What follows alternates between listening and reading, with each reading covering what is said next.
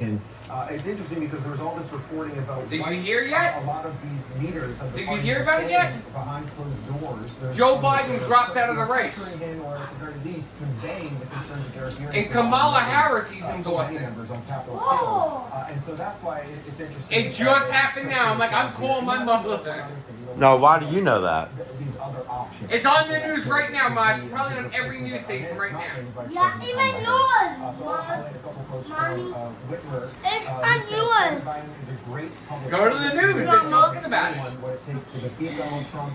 His All right, I love you. on to Bye-bye. talk about some of the good things that President Biden Yeah, has put it done on, man. with Put it on, the put it on, put it on. prescription and so on. And then another one is California's Governor Gavin Newsom, who also put out a statement very quickly saying President Biden has been an extraordinary, history-making president, a leader who has fought hard for working people and delivered astonishing results for all Americans. He will go down in history as one of the most impactful and selfless presidents.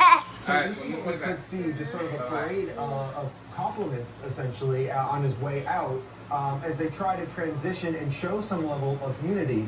But again, this is unprecedented, where in the next 107 days before election day, they're going to have to find his replacement. It's looking like President Biden will want this to be the vice president.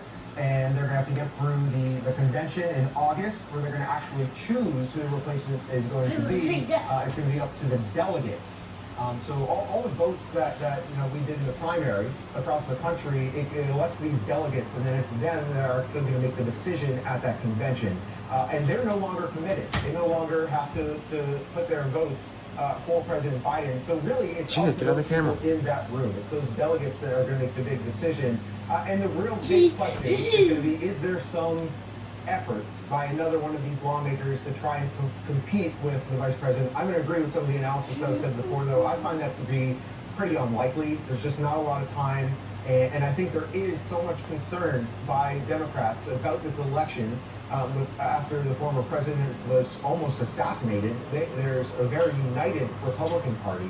And so I think that they would not want to dive into this disunity by starting some big primary fight, especially a primary that's not decided by the voters. It's decided by these delegates at the convention. So I think that there would be hesitance to go ahead and fight against the vice president. Then again, everything about this has been unpredictable. So who knows? We'll see in a month at the convention. Right. It'll be awfully surprising if the Democrats do try to put forward Gee, a new candidate, because, like you mentioned, time is running out. All right, let's go to reset here, because we have folks just tuning in from across the country. We are following breaking news right now. President Joe Biden has announced that he is stepping down from the presidential race, and he is endorsing his Vice President Kamala Harris to face Donald Trump in November. Of course, the Democratic National Convention, the delegates will have the final say of who is the party nominee for the Democratic Party. We're following this as it comes in, of course. Shit, move! From the electorate across the country at this time, as it is unusual that this major announcement happens via a statement on a Sunday afternoon, while I will mention the president is at home in Delaware, isolating right now with COVID. So again, we expected, we anticipated some sort of announcement to come at some point, but definitely not this Sunday afternoon. Let me go ahead and bring our Lori Chung, Spectrum News anchor. She's here, New York, with me on the desk. Lori,